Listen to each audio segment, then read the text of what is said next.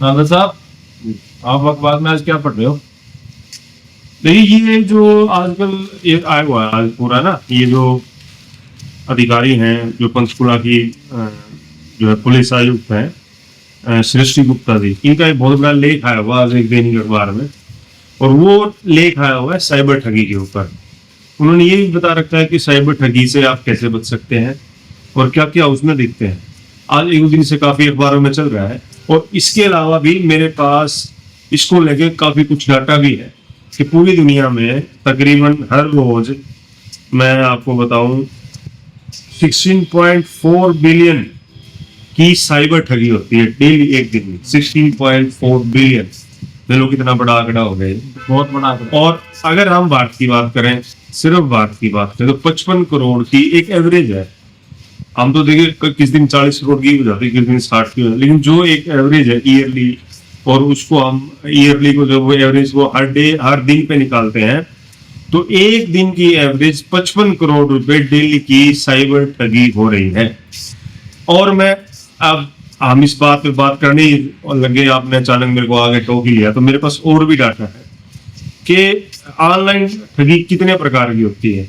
एक तो फिशिंग ठगी होती है, एक एटीएम और क्रेडिट कार्ड की ठगी होती है, एक पहचान चोरी की ठगी होती है, एक निवेश घोटाले की ठगी होती है, एक जो है नौकरी घोटाला, मतलब नौकरी के नाम पे आपसे कुछ पैसे ऑनलाइन ले लिए, लॉटरी घोटाला। और इससे आगे अब मैं आपको बता दूं, ये मेरे साथ जो शख्स बैठे हैं, इनका नाम है नरेश बहल। वैसे तो संक्षिप्त में बताओ आप क्या कर रहे थे, क्या हुआ?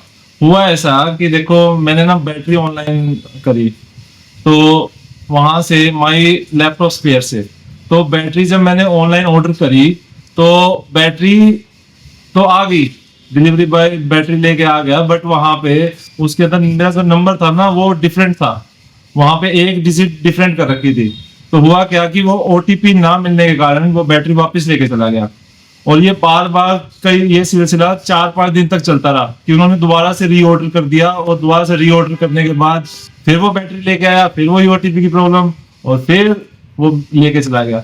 फिर मैंने क्या कहा कि मैंने ऑनलाइन जो है ना नंबर्स ढूंढे उनके ई कार्ड के, तो ई कार्ड के नंबर जो मिले मुझे, मैंने उनसे कहा कि भी ऐसे ऐसे करके मेरे साथ प्रॉब्लम है। वो कहते कोई प्रॉब्लम नहीं है, आप ना एक बार व्हाट्सएप पे आ जाओ।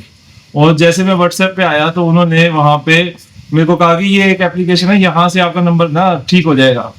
तो उन्होंने वो एप्लीकेशन जैसे ऑनलाइन जो था, उन्होंने वो एपी की फाइल थी वो जैसे करवाई उन्होंने, तो वहां से पता नहीं मेरा फोन ही हैक हो गया। और जैसे फोन हैक हुआ तो 2 मिनट के अंदर अंदर जैसे ही मेरा फोन हैक हुआ, मैं इस यहाँ से बटन दबा रहा हूँ, कोई बटन नहीं दब रहा, और एकदम ही पैसे उसके अंदर से 95,000 रुपीज कट जाते हैं। देखो, अब ये आईटी एक्सपर्ट हैं, सॉफ्टवेयर इंजीनियर हैं कंपनी में, इनके साथ ऐसा हुआ है। और अब मैं बताऊं जो मैं कैसे बचा और ये कैसे फंसे। मैंने भी ऐसे ही एक जो वेबसाइट से कुछ ब्लू बबल वगैरह, वो टॉयलेट में डालने की गोलियां होती है, वो मैंने ऑर्डर कर दी। वो आई तो मैंने देखा डिब्बे को हिला के, मैंने कुछ गड़बड़ है, मैंने उसको सील बंद डिब्बे को वापस कर दिया। फिर मेरे पास जिस कंपनी से मैंने ऑर्डर किया था, उस कंपनी का मेरे पास जो है व्हाट्सएप पे मैसेज आया कि भाई ऐसे ऐसे। फिर मैं देखा तो जेन्युइन है। फिर मैं उस व्हाट्सएप से ऑर्डर किया तो मेरे पास वो ब्लू बबल फिर दोबारा आ गए। फिर उसके बाद जब मैं जो ऑर्डर दिया था मेरा पूरा हो गया, और मैं रिसीव भी कर लिया, जितना ऑर्डर था वो मेरे पास आ गया। लेकिन 2 दिन के बाद फिर ई कार्ड से फोन आता है मेरे पास कि जी आपका कोई ऑर्डर आया हुआ है, मांगो इस ऑर्डर को तू ले जा वापिस से, मेरे को नहीं चाहिए, मैंने जो ऑर्डर किया था मेरा पूरा हो गया। इनका तो नंबर लास्ट का चेंज करके इनके साथ गेम खेला, आईटी एक्सपर्ट है, फिर भी इनका फोन हैक हो गया। तो आप लोगों को इन चीजों से बचना होगा। बचने के लिए क्या करना होगा, आप कौन सा नंबर आपने डायल किया तुरंत वो बताइए एक बार आप। हाँ, मैं अब आपको बताता हूँ कुछ जो चीजें जो आपको तुरंत ही करनी है। एक तो आपको 1930 नंबर आप लिख लीजिए, इसको जरूर इमीडिएटली डायल कर दीजिए। क्या होगा कि जैसे आप इसे डायल करेंगे वो आपसे वो यूपीआई का जो ट्रांजैक्शन है रेफरेंस नंबर लेंगे, और उस रेफरेंस नंबर से जो खाता नंबर है उसको इमीडिएटली फ्रीज कर देंगे। जितना आप डिले करेंगे उतने ही आपके जो है पैसे वो बाद में मतलब कि वो एस्केप हो जाएंगे उस अकाउंट से, वो कहीं और आगे से आगे कर देते हैं। तो देखिए, अब हमें इन सब चीजों से बचना है, खासकर जो बुजुर्ग हैं, तो उनके आधार के नाम पे ओटीपी। एक तो इसमें खास बात यह है कि किसी भी अनजान आदमी को आप ओटीपी ना दें, अपना ओटीपी ना दें, बैंक का पासवर्ड ना दें, कोशिश करें कि जो भी काम कराएं अपने निजी आदमी से, घर के आदमी से, उससे कराएं, उसको बीच में इन्वॉल्व करें। खासकर बुजुर्गों को बता रहा हूँ, खड़ियो तो बुजुर्ग को नहीं, इजियो तो बेचारा आईटी के चक्कर में, वो कहावत नहीं है अक्सर तैराक ही डूबता है। तो ये तो आईटी एक्सपर्ट था, इसके साथ ऐसा हो गया। और मैं तो आईटी एक्सपर्ट नहीं हूँ, मैं फिर भी ऊपर वाले की कृपा से मेरा बीच बचाव हो गया। तो मेरा कहने का मतलब ये, एक और मैं एक सीधी सी देसी सलाह और दूंगा आपको मैं इस बीच में।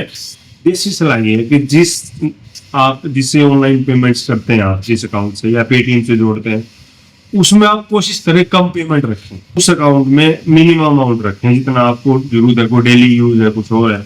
मान लीजिए आपने कुछ करना ही पड़ेगा तो पहले ट्रांसफर कर ले, फिर उससे पेमेंट कर दें तुरंत ही। तो ये खास बचाव, देसी बचाव है ये।